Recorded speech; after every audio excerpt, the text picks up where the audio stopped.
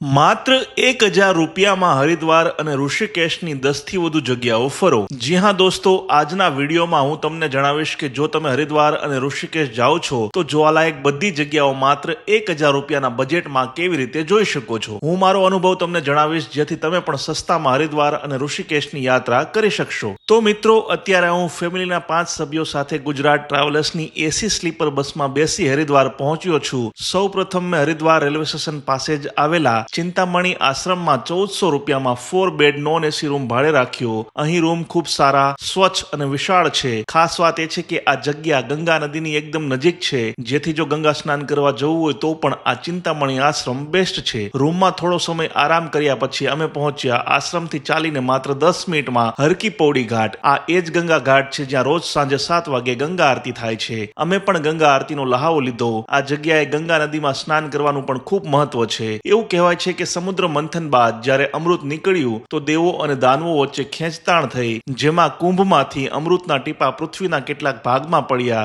આમાંથી એક જગ્યા એટલે હરિદ્વારનો આ હરકી પૌડી ઘાટ। એટલે જ અહીં સ્નાન કરવાથી મોક્ષની પ્રાપ્તિ થતી હોવાનું મનાય છે। અમે અહીં ખૂબ નહાયા, સાથે જ અમે દર્શન કર્યા અહીં બાજુમાં જ આવેલા અસ્થિ વિસર્જન ઘાટના। અહીં માત્ર હિન્દુઓને જ એન્ટ્રી છે। મૃતકોના અસ્થિનું વિસર્જન કરવા માટે આ ઉત્તમ જગ્યા કહેવાય છે। અહીં તમે મૃતકોના આત્માની શાંતિ માટે પૂજા વિધિ પણ કરાવી શકો છો। આ ઉપરાંત હરકી પૌડી ઘાટના પરિસરમાં જ ગંગાજીનું મંદિર સહિત અનેક નાના મોટા હજારો વર્ષ જૂના મંદિરોના દર્શન પણ અમે કર્યા। હરકી પૌડી ઘાટની બાજુમાં જ પહાડ પર મનસા દેવીનું મંદિર છે, જ્યાં રોપવે કે ચાલીને જઈ શકાય છે। ગંગા આરતીના દર્શન કર્યા બાદ આવી ભીડ વચ્ચે અમે પહોંચ્યા નજીકમાં જ આવેલા મોહનજી પુરીવાલે નામના ફેમસ સ્થળે। અહીં અમે પૂરી અને હલવો ખાધો। મને આશ્ચર્ય થયું કે આવું ટેસ્ટી જમવાનું હરિદ્વારમાં આટલા સસ્તામાં કેવી રીતે મળતું હશે। આશ્રમ જતા રસ્તામાં હરિદ્વારની મુખ્ય બજાર પણ અમે જોઈ, જ્યાં મંદિરના પૂજાપાની વસ્તુથી લઈ કપડા સહિતની અનેક વસ્તુઓ મળે છે। રાત્રે આરામ કરી બીજા દિવસે વહેલી સવારે ઉઠી તૈયાર થઈ અમે હરિદ્વારની વર્ષો જૂની નાસ્તાની દુકાન એવી મથુરા વાલોકી પ્રાચીન દુકાનમાં સબ્જી કચોરી વગેરે સવારનો નાસ્તો કરી લીધો। પછી અમે આખા દિવસ માટે એક રિક્ષા ભાડે કરી પહોંચ્યા હરિદ્વારના કનખલ વિસ્તારમાં કે જ્યાં અનેક પ્રાચીન જગ્યાઓ આવેલી છે, જેમાં સૌપ્રથમ અમે દર્શન કર્યા દક્ષેશ્વર મંદિરના। આ ભગવાન શિવના સસરા રાજા દક્ષના નામ પર રાખવામાં આવેલું મંદિર છે। એવું કહેવાય છે કે રાજા દક્ષે એક વખત હવન કર્યો હતો, જેમાં શિવજીને આમંત્રણ ન આપ્યું। આ વાતથી નારાજ સતી એટલે કે પાર્વતીજીએ હવનના કુંડમાં કૂદી પોતાનો જીવ આપી દીધો, જેથી શિવજીએ પોતાના સસરા રાજા દક્ષનું માથું ધડથી અલગ કરાવી દીધું। બાદમાં દેવોની વિનંતીથી સસરાને સજીવન પણ કરી દીધા। આજે પણ અહીં પોતાના સસરા સાથે શિવજી લોકોને દક્ષેશ્વર તરીકે દર્શન આપે છે। બાદમાં અમે ગયા પ્રાચીન શીતળા માતાના મંદિર અને સતી માતાના જન્મસ્થાનના દર્શને। આ જગ્યા પણ ગંગા નદીના કિનારે આવેલી ખૂબ સુંદર જગ્યા છે। બાદમાં અમે દર્શન કર્યા હરિહર આશ્રમના। આ પણ વર્ષો જૂનું તીર્થ સ્થાન છે કનખલમાં। બપોરના સમયે જમવા માટે અમે પહોંચ્યા રેલવે સ્ટેશન સામે જ આવેલી શિવમૂર્તિ ગલીમાં। આ જગ્યા હરિદ્વારમાં મિની ગુજરાત નામથી ઓળખાય છે, કારણ કે અહીં ગુજરાતી ભોજન ખૂબ સારું મળે છે। કાઠિયાવાડી જમવાનું, ફાફડા, ગાંઠિયા, થેપલાથી લઈ દરેક વસ્તુ તમને અહીં જોવા મળશે। ગુજરાતીઓ દ્વારા જ અહીં રેસ્ટોરન્ટ અને લારીઓ ચલાવાય છે। આ વિસ્તારમાં રહેવા માટે બાપા સીતારામ ધામ અને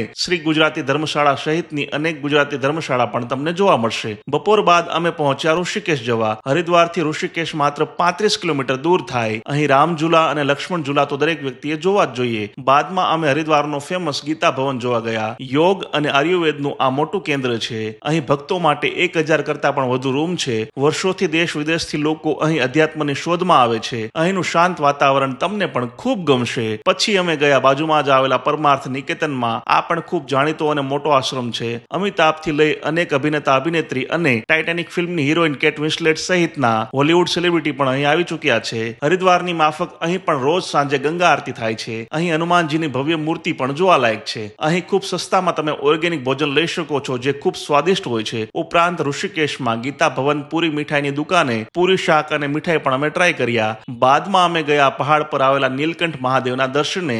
અહીં પહોંચતા 1.5 થી 2 કલાક થાય છે। કહેવાય છે કે વિષ પીધા બાદ ભગવાન શિવે અહીં 60,000 વર્ષ સુધી તપ કર્યું હતું। આપણા વેદો પુરાણોમાં પણ આ નીલકંઠ મહાદેવનો ઉલ્લેખ છે। મોડી રાત્રે ફરીથી અમે હરિદ્વાર પહોંચ્યા અને અહીંના ખૂબ જાણીતા જૈન ચાટ ભંડારમાં 60 રૂપિયામાં પત્તા ચાટ ખાધી। દહીં અને અલગ અલગ ચટણી સાથે બનાવી આ લોકો ખૂબ મસ્ત મજાની પત્તા ચાટ ખવડાવે છે। તો આમ માત્ર 1.5 જ દિવસમાં અમે હરિદ્વાર અને ઋષિકેશની લગભગ 10 થી વધુ જગ્યાઓ ફર્યા। હવે તમને જણાવું કે આ બધી જગ્યાઓમાં મારો કેટલો ખર્ચ આવ્યો। તો પહેલા દિવસે હરકી પૌડી ઘાટ, ગંગા આરતી વગેરે જગ્યા જવા માટે અમારે કોઈ વાહન ભાડે કરવાની જરૂર ન પડી, એટલે કે આ બધી જગ્યા તમે પણ ફ્રીમાં જોઈ શકશો. પણ હા, આના માટે તમારે હરકી પોડી ઘાટ કે હરિદ્વાર રેલવે સ્ટેશનની આસપાસ આશ્રમ કે હોટલમાં રૂમ લેવો પડશે. સસ્તા આશ્રમના ચક્કરમાં દૂર જશો તો રિક્ષા ભાડું જ મારી નાખશે. હવે આવીએ ખર્ચ પર. તો બીજા દિવસે હરિદ્વાર અને ઋષિકેશ ફરવા અમે આખા દિવસ માટે રિક્ષા ભાડે કરી હતી. અમે 5 લોકો હતા અને રિક્ષાવાળાએ 5000 અમને આ બધી જગ્યા ફેરવી, એટલે એક વ્યક્તિના ભાગે આવ્યા માત્ર 1000. જો તમે 2 લોકો છો તો 600 રૂપિયામાં એક એક્ટિવા ભાડે કરી તેમાં 300-400 રૂપિયાનું પેટ્રોલ નખાવીને પણ આ બધી જગ્યા પોતાની રીતે ફરી શકો છો. પણ હા, ફેમિલી હોય તો રિક્ષા જ ભાડે કરવી તમને પોસાશે. તમે રોકાયા હશો ત્યાં બહાર જ ઊભી રહેતી રિક્ષાવાળા સાથે ભાવતાલ કરશો તો 5000ની આસપાસ માની જશે. સીઝન નહીં હોય તો તેનાથી પણ સસ્તામાં માની જશે. કુલ ખર્ચની વાત કરીએ તો 2 દિવસનું 2400 રૂપિયાનું રૂમ ભાડું, 2 દિવસ 5 લોકોના નાસ્તા અને જમવાના 2600 રૂપિયા અને 5000 રૂપિયાનું રિક્ષા ભાડું સહિત 5 લોકોનો કુલ ખર્ચ આવ્યો અંદાજે 10000ની આસપાસ. મતલબ કે એક વ્યક્તિના ભાગે માત્ર 2000 રૂપિયા. તો દોસ્તો, મને આશા છે કે ગંગાની નગરી તેવા હરિદ્વાર અને ઋષિકેશનો આ વિડીયો તમને જરૂર પસંદ આવ્યો હશે. મારી પાછળ વહી રહી છે ગંગા મૈયા. વિડીયો પસંદ આવે તો લાઈક અને શેર કરો, અને આ વિડીયો જોયા બાદ તમે પણ ફેમિલી ફ્રેન્ડ સાથે આજે આવતીકાલે અથવા ગમે ત્યારે પહોંચી જાઓ હરિદ્વાર ગંગા સ્નાન માટે. આ વિડીયો માટે બસ આટલું. જય જય ગરી ગુજરાત, જય હિન્દ, જય ગંગા મૈયા.